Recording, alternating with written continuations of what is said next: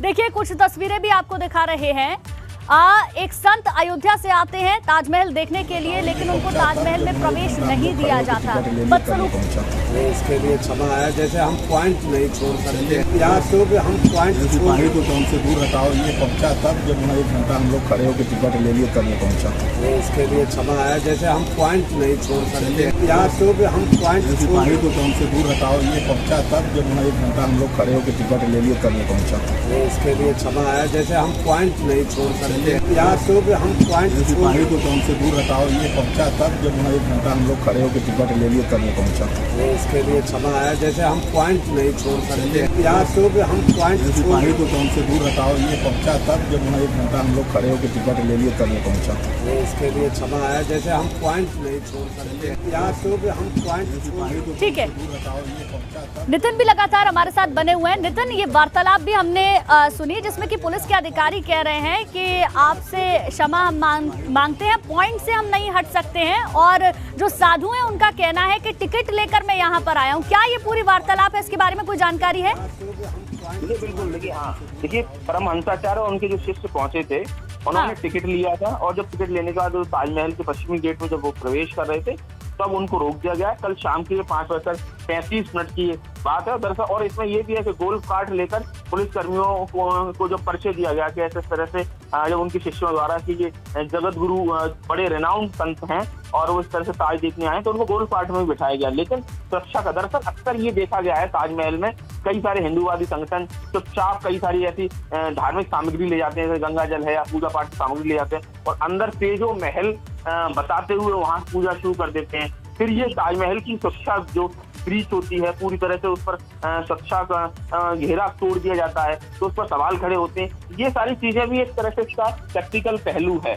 लेकिन सवाल ये है कि जब कोई एक संत महात्मा जिसका पूरा जो भगवाधारी है अगर वो अच्छी नीयत से ताजमहल देखने जा रहा है तो क्या उसको नहीं जाने दिया जाएगा? इस वजह से कि पहले इस तरह की कई सारी घटनाएं होती हैं और इस मामले को लेकर उन्होंने जो कहा, परमहंसाचार्य ने ये भी कहा कि कई सारे जो पर्यटक थे वो उनकी मजाक उड़ा रहे थे। कहा जा रहा था कि भगवा वालों पर रोक है, दूसरे संप्रदाय विशेष के लोग अगर जाते तो चले जाते।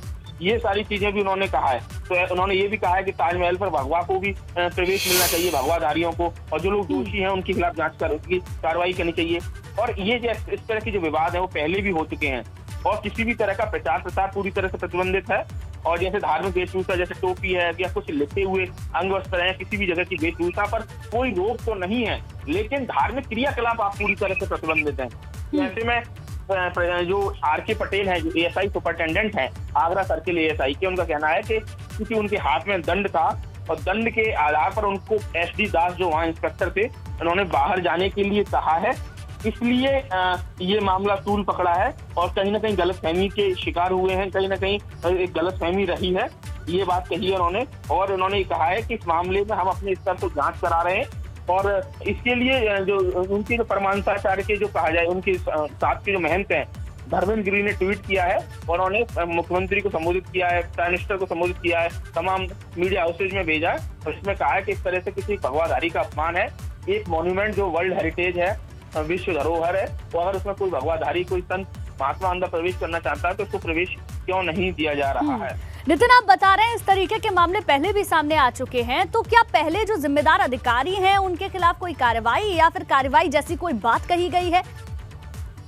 देखिए, इस मामले में दो पहलू बड़ा महत्वपूर्ण समझना होगा। ताजमहल में किसी भी तरह का आप कोई भी प्राइवेट आप वीडियोग्राफी नहीं कर सकते जिसका कमर्शियल यूज हो। ताजमहल में आप किसी भी तरह की कोई डेमोन्स्ट्रेशन नहीं कर सकते। ताजमहल में आप किसी भी तरह का कोई ब्रांड को एंडोर्स नहीं कर सकते या ताजमहल में किसी भी तरह की धार्मिक क्रियाकलाप नहीं कर सकते, सिवाय जब जुमे के दिन जब नमाज होती है तो ताजमहल में अंदर जो कहा जाए मुस्लिम समुदाय के लोगों के लिए मस्जिद बनी हुई है तो वहाँ वो फ्राइडे के दिन वो नमाज अदा करते हैं। लेकिन उसके अलावा जिस तरह से ताजमहल वर्सेस तेजो महल जो प्रकरण है और जिसमें हिंदू समुदाय के जो लोग जो कहा जाए एक सर्टेन जो ग्रुप के लोग हैं उनका कहना है कि ये तेजो महल है और ऐसे में हम तो शिवालय की पूजा करने आए हैं, शिव मंदिर की पूजा करने आए हैं। पर इसको लेकर कई दफा ये देखा गया है कि तमाम जो बड़े बड़े जो कहा जाए हिंदूवादी संगठन से जुड़े हुए लोग हैं वो अंदर पहुंचकर उन्होंने गंगा जल चढ़ाया। ठीक है नितिन, मैं लौटूंगी आपके पास।